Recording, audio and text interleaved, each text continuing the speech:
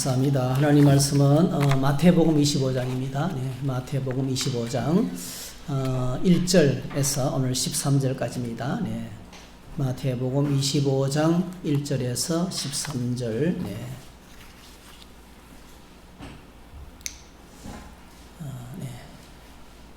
같이 읽겠습니다.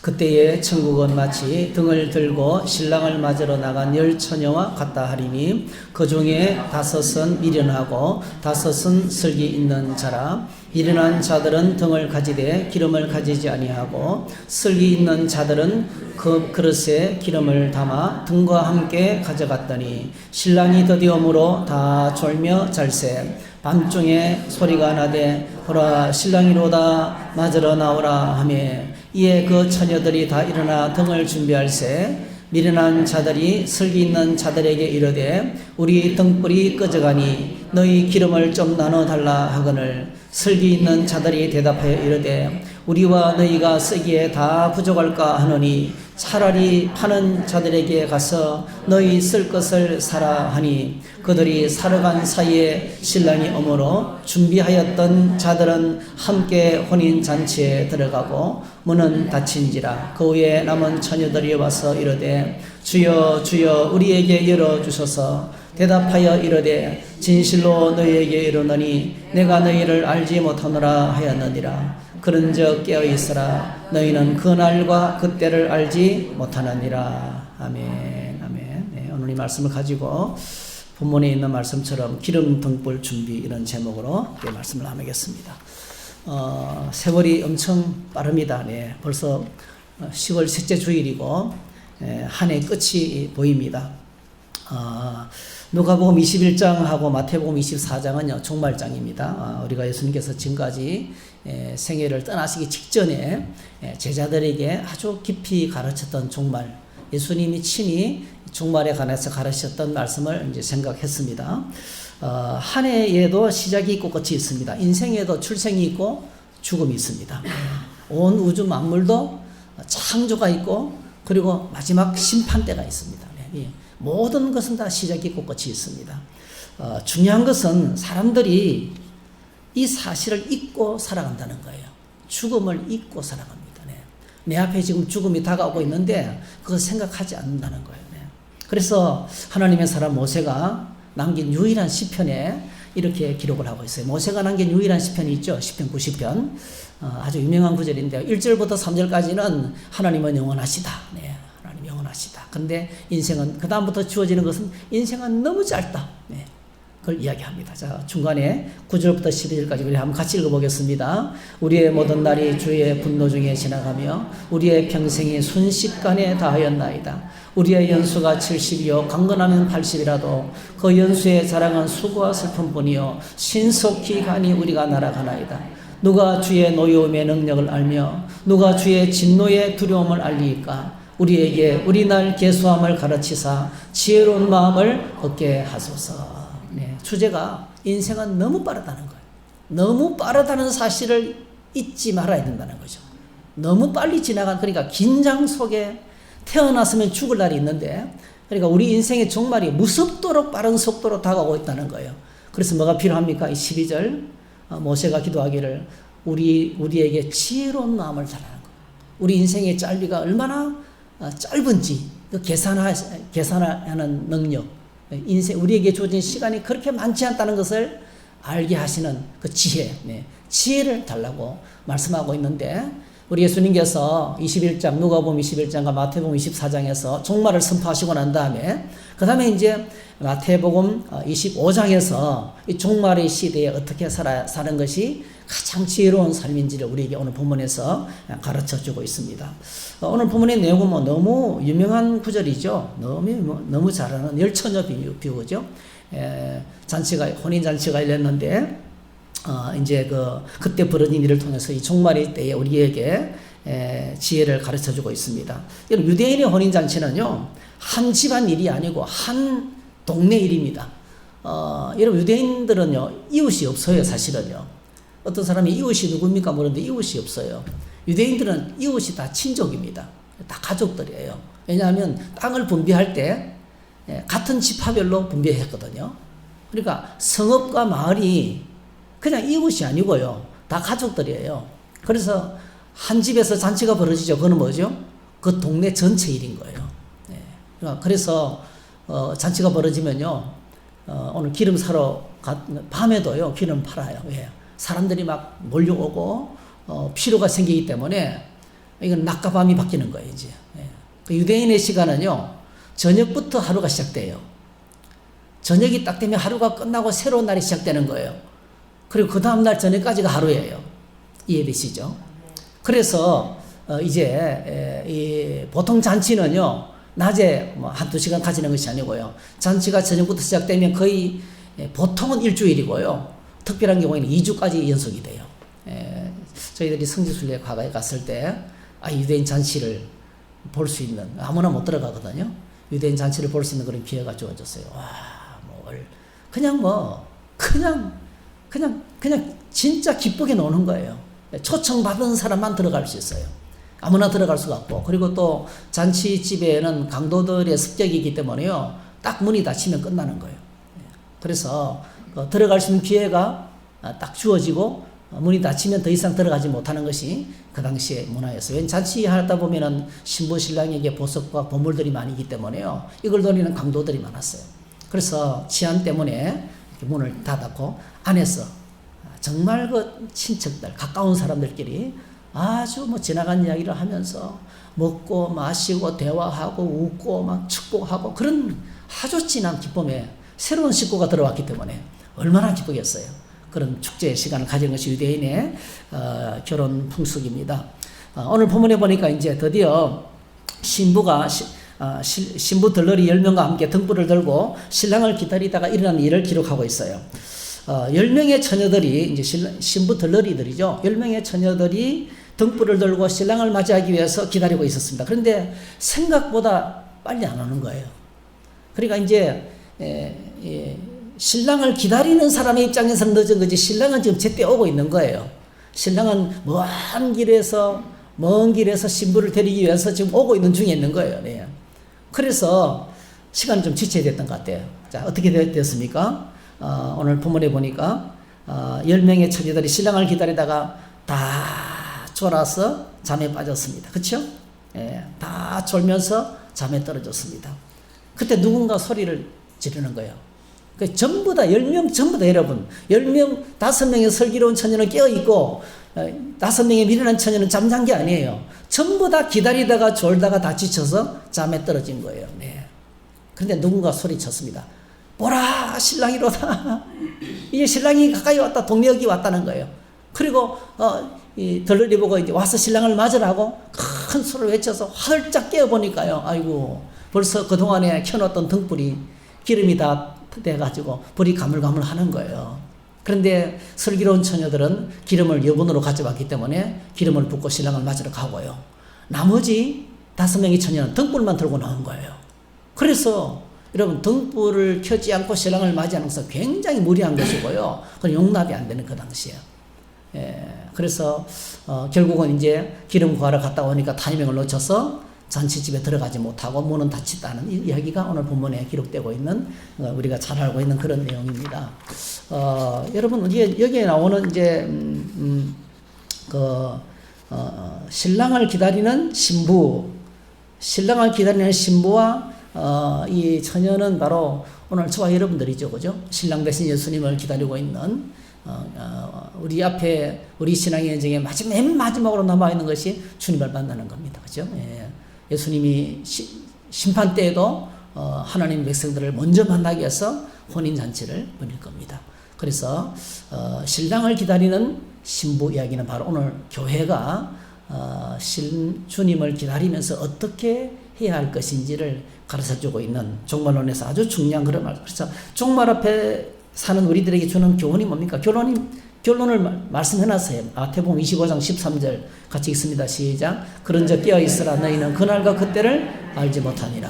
그러니까 언제 신랑이 올지 모른다는 거예요. 긴장하면서 깨어서 등불을 들고 기다리라는 거죠. 등불을 들고 기다리라는 거죠. 근데 오늘 본문에 보면요, 깨어있어 기다린다는 것이요, 잠 안 자고 기다린다는 뜻이 아니에요. 그죠? 신랑이 왔을 때 전부 다 졸았거든. 잠들었거든요. 깨어있다는 것이 뭡니까? 기름을 준비하고 기다리는 거죠. 그렇죠? 그러니까 신랑을 맞이할 준비를 하고 기다리라는 거죠. 그렇게 이제 기다리라고 준비하고 있는데 우리가 오늘 본문에서 몇 가지 교훈을 얻을 수 있어요. 첫 번째로는요. 자, 기름과 등불의 이야기를 통해서요. 신앙의 형식과 신앙의 내용은 다를 수 있다는 겁니다. 네. 신앙의 형식과 내용은 다를 수 있다는 거예요. 네. 신랑이 오기 전까지 10명의 모습을 보면 다 똑같아요. 전부 다 신랑을 맞이해서 나갔습니다. 그죠? 등불을 들고 나갔습니다. 기다렸습니다. 그죠? 그리고 다 같이 졸았습니다. 그죠? 여기가 다 똑같아요. 그러니까, 25장, 5절에 보니까 신랑이 드디어 오므로 다 졸며 잘세. 여기까지 같아요. 그러니까, 언제 이제 이 10명의 처녀 가운데서 반반씩 언제 구별이 탁 일어납니까? 신랑이 왔을 때. 예. 그러니까, 오랫동안 기다리다가 지쳐서 드디어 뭐죠?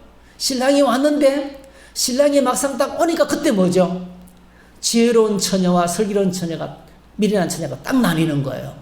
네. 지혜로운 처녀는 뭐였습니까?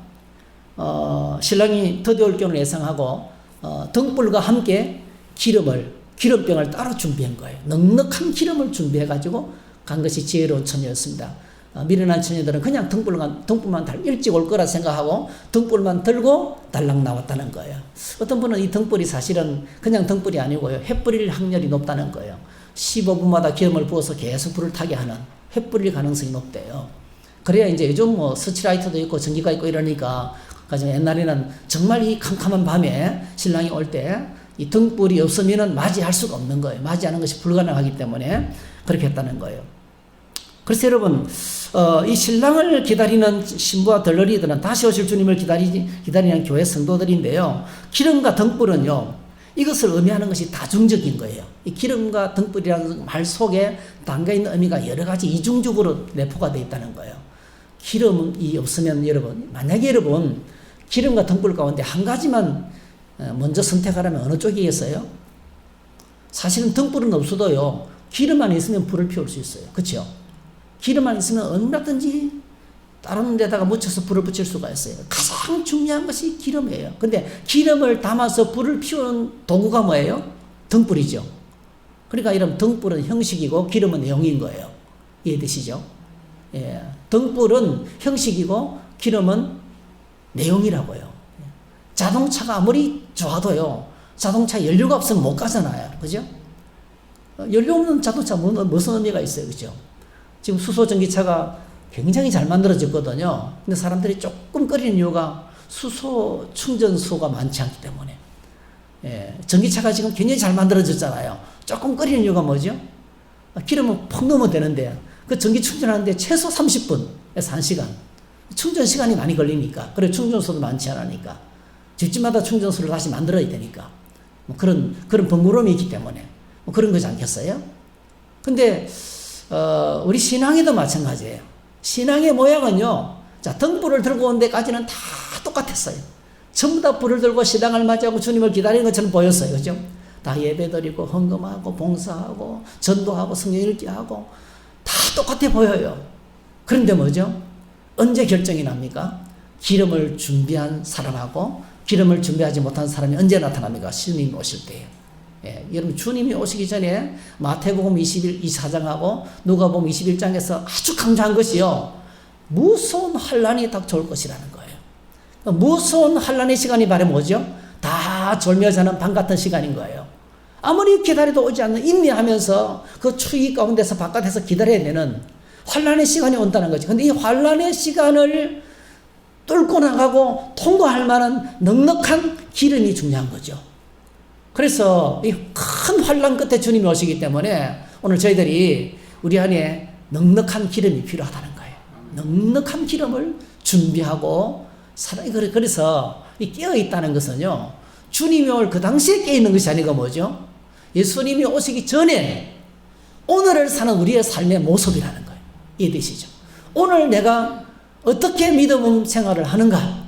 늘 은혜 가운데, 하나님의 은혜 가운데 젖어서 주님을 만나고 감격하고 그날을 사모하며 그렇게 살아가는 삶.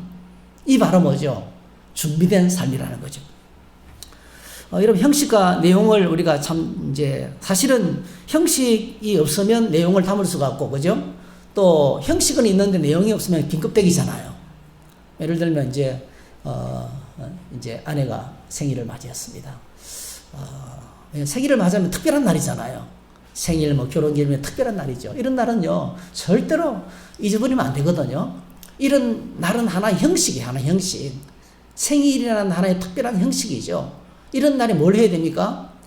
내가 당신을 사랑합니다. 이렇게 또 같이 당신의 생일을 축복합니다. 당신이 태어나서 내가 당신을 만난 것이 너무나 큰 복이고 그게 나의 가장 큰 기쁨입니다. 네. 예수님을 만난 것 다음으로 당신을 만난 것이 큰 축복입니다. 이런 고백이 있어야 되죠.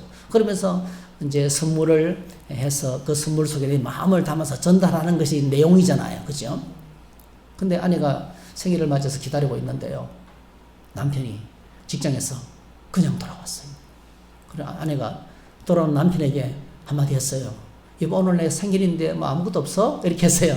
그러니까 아니, 이 나이에 무슨 생일 선물이 필요해? 내가 당신을 사랑하면 됐지. 그렇게 말했어요. 그러니까 사랑하는 것은 내용이에요. 그러니까 사랑의 마음을 뭐죠? 생일이라는 특별한 형식에 담아서 전달해야 되거든요. 그래서 여러분, 선물은요, 뭐가 중요하냐면 포장이 중요해요. 선물은 정말 포장이 중요합니다. 요즘은 사실은 선물이 거의 필요 없는 시대가 됐어요. 그렇죠? 너무 모든 것이 풍부하기 때문에요. 도대체 뭘 선물을 해야 될까요?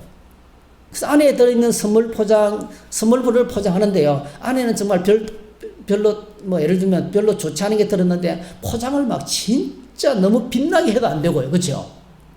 그리고 또 안에 그렇다고 해서 또 선물을 너무 또 이렇게 예쁘게 해도 안 되고요. 그렇죠? 그 포장이 참 중요한 거예요. 어떤 그릇에 어떤 내용을 담을 것인가 고민해야 되는 거예요. 그게 형식과 내용입니다. 우리 신앙도 마찬가지예요. 저희 신앙도. 근데 이제 겉만 포장은 엄청나게 화려한데 열고 보니까 아무것도 없어. 이런 경우가 상당히 많이 있어요. 여러분, 예수님 당시에 가장 예배 많이 드리는 사람 누군지 아세요? 예배를 가장 많이 드리는 사람, 사두개인들. 제사장들이니까. 사두개인들. 예수님 당시에 성경을 가장 많이 하는 사람들 누구예요? 서기관들. 맨날 성경에 목숨을 걸어요. 네. 예수님 당시에 가장 신앙생활을 철저하게 하는 사람들 누굽니까? 바리새인들. 그런데 여러분, 그들은요, 하나님이 보내신 메시아를 못 알아봤어요. 껍데기만 있어, 껍데기. 예. 형식만 있었다는 거예요. 오늘 이 열처녀 가운데 미련한 처녀는요, 왜 미련하다는 말을 들었냐면, 이거는 사실은요, 그냥 껍데기만 있었다는 거예요. 네. 정말 신랑을 맞이할 준비를 못했다는 거예요. 준비 없이 인생을 살았다는 거죠. 예. 그냥 응급결에 하나 들거나 신랑이 신랑을 맞으러 하자니까 응급결에 그냥 그날 당일치기로 벼락치기로 그냥 등 하나 들고 나간 거예요. 네. 그런데 여러분, 지혜로운 처녀는 신랑을 맞이하는 것은 너무나 중요한 것이기 때문에 오랫동안 준비한 거예요. 네. 그래서 여러분, 신앙생활은요, 마치 벼락치기 공부하는 것처럼 막 해서는 안 됩니다. 예. 여러분, 주의를 사모하고 기다리고 준비해야 됩니다. 네. 예. 예배를 사모하고 기도하며 준비해야 됩니다. 소풍이라는 사건 하나를 준비해도 일주일 내내 준비했잖아요. 예. 여러분 몰라, 저는 일주일 내내 준비했어요. 마음속으로. 그렇죠? 준비하는 거예요. 어제도 여러분들이 또 수고하고 애를 썼잖아요. 많은 분들이 이렇게 애를 써서 식사 준비도 하고 어떻게 할 것인지 프로그램도 준비하고 이런 생각을 하지 않습니까? 그래서 이제 준비하면서 다시 오실 주님을 생각하면서 준비하며 살아가는 것이 바로 뭐죠? 지혜롭게 인생을 살아가는 것이다 하는 겁니다. 성경에서 보면 그래서 이 바리새인들을 예수님께서 책망하면서 이렇게 말씀하셨죠. 한번 같이 읽어보겠습니다. 마태복음 23장 23절 시작. 화 있을진저 외식하는 서기관들과 바리새인들이여, 너희가 박하와 회양과 건채의 11조는 들이되 율법에 더 중한 바 정의와 긍휼과 믿음은 버렸도다. 그러나 이것도 행하고 저것도 버리지 말아야 할지니라. 그래서 오늘 저와 여러분들이 예배 드리면서 우리 안에 뭐가 있어야 되겠어요? 하나님을 향한 믿음의 내용. 예. 믿음의 감격을 갖고 가세요. 내가 주님을 예배해야 되는 감격과 감사와 기도의 제목을 갖고 주님께 나가야 돼요. 예? 이게 이제 오늘 본문에 이걸 가리켜서 의와 인과신이라고 하는데 정의와 긍휼과 믿음이라는 거죠. 이걸 갖고 주님께 나가야 주님께서 예배라는 형식을 통해서 내가 하나님께서 드린 예배를 온전히 받으시는 거죠. 네. 이게 바로 우리의 신앙생활의 중요한 문제라는 것입니다. 그래서 예수님께서 제자들에게 정말 의미심장하게 가르치신 내용이 바로 이겁니다. 그게 바로 외식입니다. 외식을 경제하라는 거죠. 누가복음 12장에 보니까 유명한 구절이 있습니다. 제가 읽어드릴게요. 누가복음 12장 1절 그동안에 무리 수만 명이 모여 서로 밟힐 만큼 되었더니 예수께서 먼저 제자들에게 말씀하여 이르시되 바리새인들의 누룩꽃 외식을 주의하라. 감추인 것이 드러나지 않을 것이었고 숨긴 것이 알려지지 않을 것이 없나니 이러므로 너희가 어두운 데서 말한 모든 것이 광명한 데서 들리고 너희가 골방에서 귀에 대고 말한 것이 지붕 위에서 전파되리라 했어요. 그러니까 미련한 처녀가 뭐죠? 그들의 신앙의 본질이 언제 드러납니까? 신랑이 왔을 때 다 드러나는 거예요. 네. 예. 우리가 우리 신앙에 어떤 문제를 만나면 다 드러나는 거예요. 네. 우리가 찬양하고 기도할 때 여러분 우리 영성이 거기에 묻어서 드러나게 되어 있어요. 네. 내 마음속에 있는 감사와 기쁨과 하나님을 향한 생각이 우리의 예배를 통해서 하나님께 나아가는 모습을 통해서 드러난다는 거예요. 네. 그래서 뭘 강조했냐면 바리새인들의 누룩꽃 외식을 주의하라. 그래서 이 외식은요 마치 누룩과 같아요. 작은 누룩이 밀가루 속에 들어가면 전부를 부풀게 하잖아요. 엄청난 영향력으로 누구나 쉽게 빠져들기 쉽다는 거예요. 그래서 우리가 항상 뭐죠? 신앙의 간격을 잊지 않도록, 믿음의 간격을 잊지 않도록, 내 안에 하나님의 기쁨으로 늘 채우도록 늘 깨어서 늘 말씀 묵상하고 찬송 부르고 기도하면서 그런 영적인 내 마음의 관리를 해야 된다는 거죠. 여러분 시골에 가면요 빈집들 많잖아요. 이번에 가도 제가 느낀 거예요. 세상에 시골에 농사들이 얼마나 많은지. 농사질 인력이 없어요. 논밭이 아니고요. 그냥 풀밭이에요. 풀밭. 와, 여러분 쑥대밭이 된다고 그러잖아요. 쑥대밭. 진짜 쑥대밭이에요. 근데 우리가 우리 마음과 영도요. 그렇게 끝없이 관리하지 않으면 어느 순간에 외식이 들어와서 쑥대밭을 이루어요. 끝없이 영적으로. 그래서 우리가 매주일 예배하고 매일 말씀 묵상하고 하는 이것이 얼마나 중요한 일인지 몰라요. 근데 사람이 사는 집 어떻습니까? 풀이 나면 또 뽑아주고, 그렇죠? 먼지가 쌓이면 닦아주고, 그리고 늘 온도를 유지해 주니까 집이 안 무너지는 거예요. 근데 빈집들은 쉽게 무너져내립니다. 관리가 안 되고 알면 되니까. 우리 마음을 이렇게 관리해야 된다는 겁니다. 외식은 절대로 숨길 수가 없고 신랑이 올 때 기름이 떨어져서 혼인잔치에 집에 들어가지 못하게 됩니다. 구체적으로 이제 구약 성경에서 의미하는 이 기름과 등불의 의미를 이제 밝혀볼 수 있는데요. 구약 성경에 보면 특별히 레위기 한 장에서 이제 보면 이제 예수님께서 하나님께서 성막을 완성하시고 그 성막 안에 여러분 성막 안에 성소가 있잖아요. 성소 문을 열고 딱 들어가면 성소 휘장이죠, 휘장. 성소 휘장을 열고 딱 들어가면 오른쪽에 진설병, 떡이 있습니다. 왼편에 등잔대가 있어요. 그리고 한가운데 지성소 앞에 분향단이 있어요. 근데 이 떡상을 맞은편에 있는 감람류, 고급 감람류로 부은 이 기름 등잔에서 이제 황금 등잔이죠, 황금 등잔대에서 불이 환하게 그 따스한 불이 비치는 거예요. 계속 이렇게 이 기름 등불에서 있잖아요. 이 떡상을 비추는 거. 이러면 떡이 뭐죠? 떡상은 예수님께서 이렇게 말씀하셨어요. 요한복음 중에서 나는 하늘에서 내려온 생명의 떡이라 하셨어요. 그러니까 이 떡은 말은 뭐냐면 우리를 영원히 살리는 장차오실 예수 그리스도를 상징합니다. 그래서 이 등잔대에서 은은하게 비추는 이 불빛이 바로 뭐예요? 보혜사의 성령이에요. 성령은 우리가 끊임없이 예수님을 증거해요. 예수님이 누군지 알게 하시고 예수님을 비추게 하시고 예수님을 바라보게 하시고 예수님을 닮아가게 하시고 예수님을 따라가게 하시고 예수님을 닮게 하시고 주님의 말씀을 이해하게 하시고 할렐루야. 그러니까 성령은 끊임없이 예수님을 가르치는 분이거든요. 그게 성막 구조 안에서 나타나는 거예요. 끝없이 등잔대에서 떡상을 비추는 은은하게 계속 비추면서 우리를 살리는 이 구조를 말씀하면서 지금 모세가 하나님께서 모세를 통해서 아론에게 명령합니다. 제가 읽어드릴게요. 여호와께서 모세에게 말씀하여 이르시되 이스라엘 자손에게 명령하여 불을 켜기 위하여 감람을 찌어낸 순결한 기름을 내게로 가져오게 하여 계속해서 등잔불을 켜둘지며 이 등잔불은 끄지면 안 되는 거예요.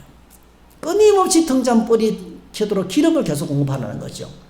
아론은 해마간 증거계 안 휘장 밖에서 저녁부터 아침까지 여호와 앞에 항상 등잔불을 정리할지니 이는 너희 대대로 지킬 영원한 규례니라. 그런 여호와 앞에서 순결한 등잔대 위에 등잔들을 항상 정리할지니라. 여기에 항상 정리한다는 말 이거 하고요, 깨어있다는 말하고 똑같은 거예요. 이 말은 늘 기름이 떨어지지 않도록 늘 준비하고 관리하는 거예요. 이 일을 뭐죠? 누구에게 맡기셨어요? 제사장에게. 그 제사장이 해야 할 일이 뭡니까? 이 기름병에 기름이 떨어지지 않도록 끝없이 기름을 부어서 불이 꺼지지 않도록 관리하는 역할을 제사장이 해야 되는 거예요. 그리고 또 한 말씀, 우리 원래 표 말씀이죠. 시편 119편 105절 시작. 주의 말씀은 내 발의 등이요 내 길의 빛입니다.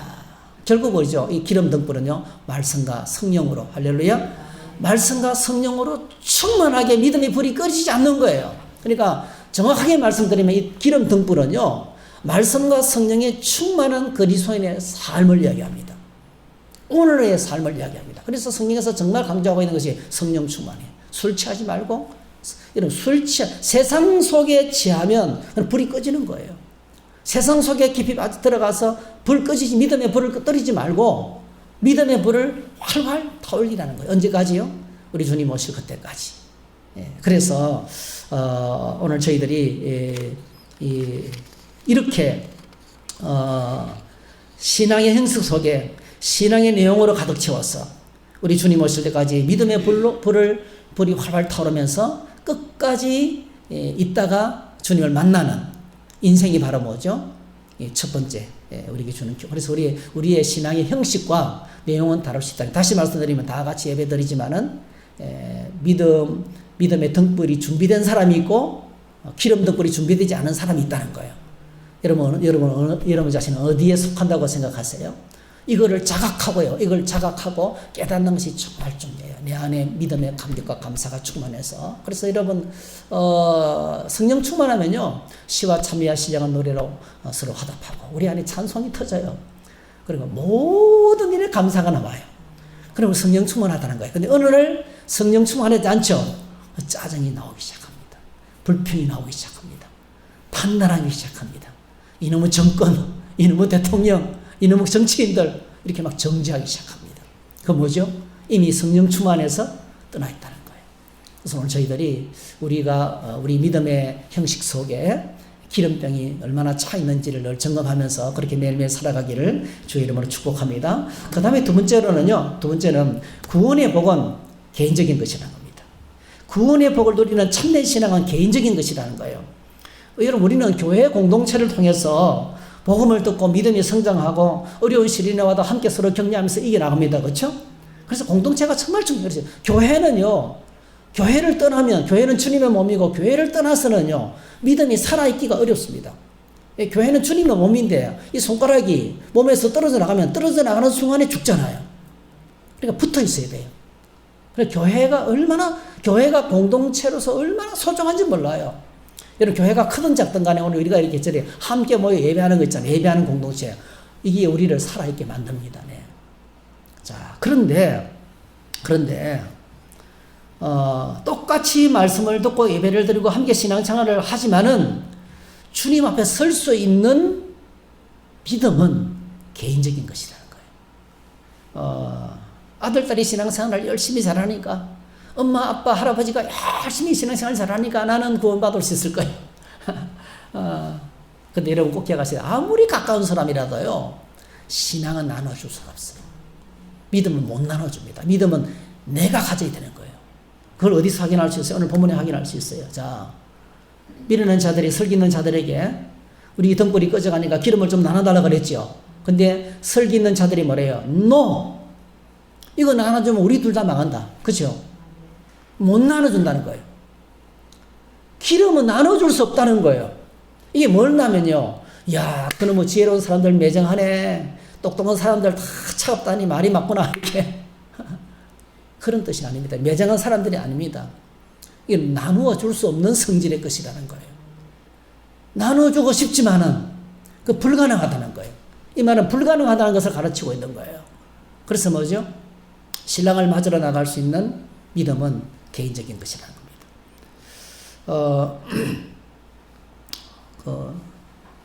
그 이동훈 목사님이 간증을 제가 들었어요.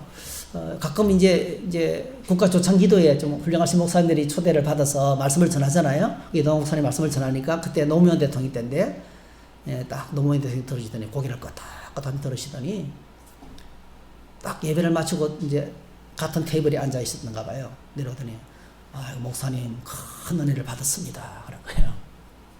제가 대통령직을 퇴임하고 나면 한번 모시고 또 말씀을 듣고 싶습니다. 이렇게 하는 거예요. 네. 그래가지고 이제 한마디 이제 마치고 난 다음에 식사하는 자리에서 말씀을 드렸죠. 대통령님, 신앙을 한번 가져보시는 게 어떻겠습니까? 하고 이제 건면했어요. 그러니까 노무현 대통령이 이렇게 말했다 해요. 우리 집에 딸하고 사이는 열심히 교회를 다닙니다. 우리 집에 딸하고 사이는 열심히 아주 얼마나 신앙이 좋은지 모른다고. 네. 그렇게 이제 이야기하더래요. 그 말은 뭐예요? 가족들 중에 잘 믿는 사람이 있으니까 이제 어떤 영향을 그런 대변을 한 거예요. 그리고 이제 뭐 더 깊은 이야기를 못 나누고 이제 떨어져 나와서 이 목사님 마음속에 계속 부담이 가더래요. 대통령을 만나서 전도를 한번 해야 되겠다고. 그래서 면회 요청을 했는데 너무 국정이 바쁘니까 시간이 안 나는 거예요.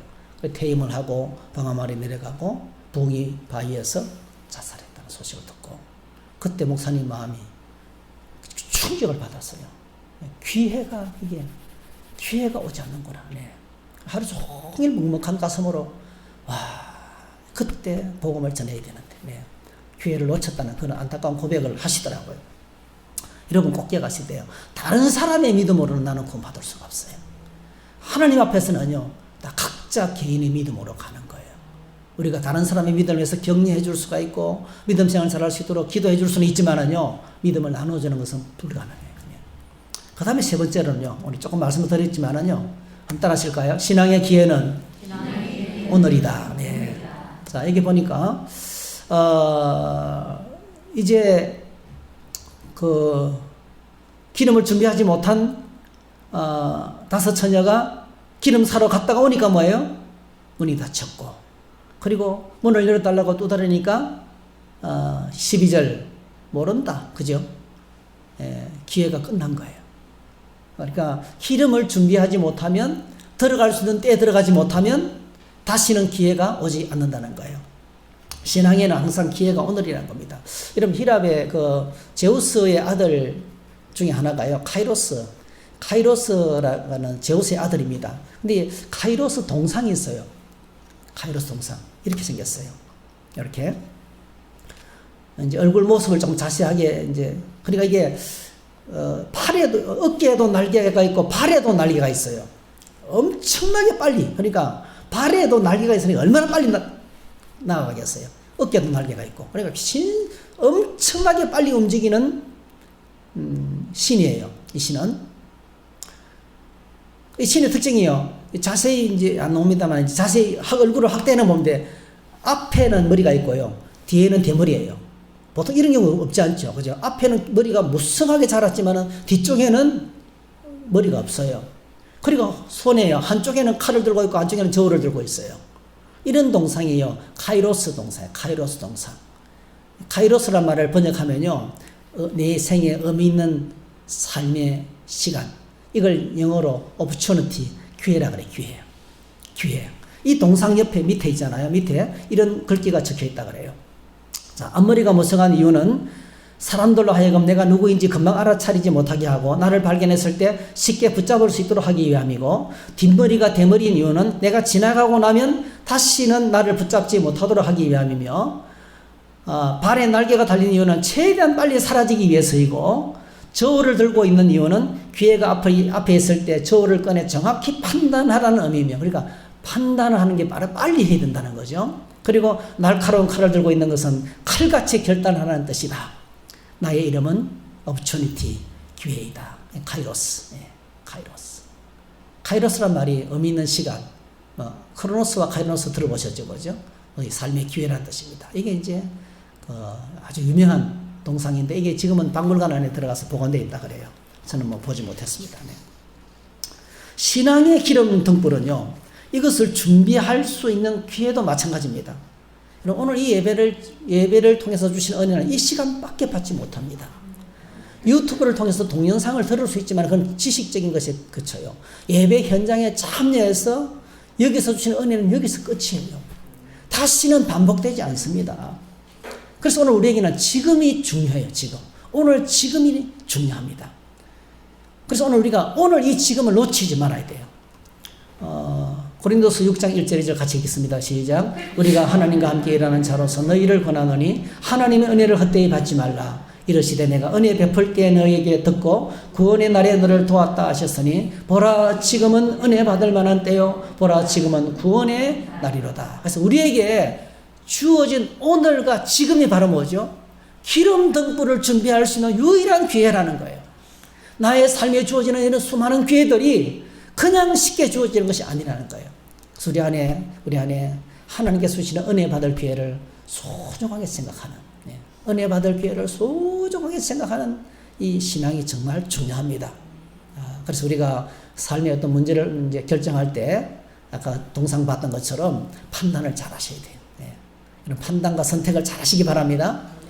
그래서 은혜 받을 수 있는 기회를 놓치지 않는 판단을 잘 하셔야 돼요. 철저하게 준비해서 오시고, 사실 예배 드릴 때 너무 피곤한 몸으로 오셔도 안 돼요. 너무 피곤하면 이 자리에 있잖아요. 깨어 있기가 어렵습니다. 정말 그렇습니다.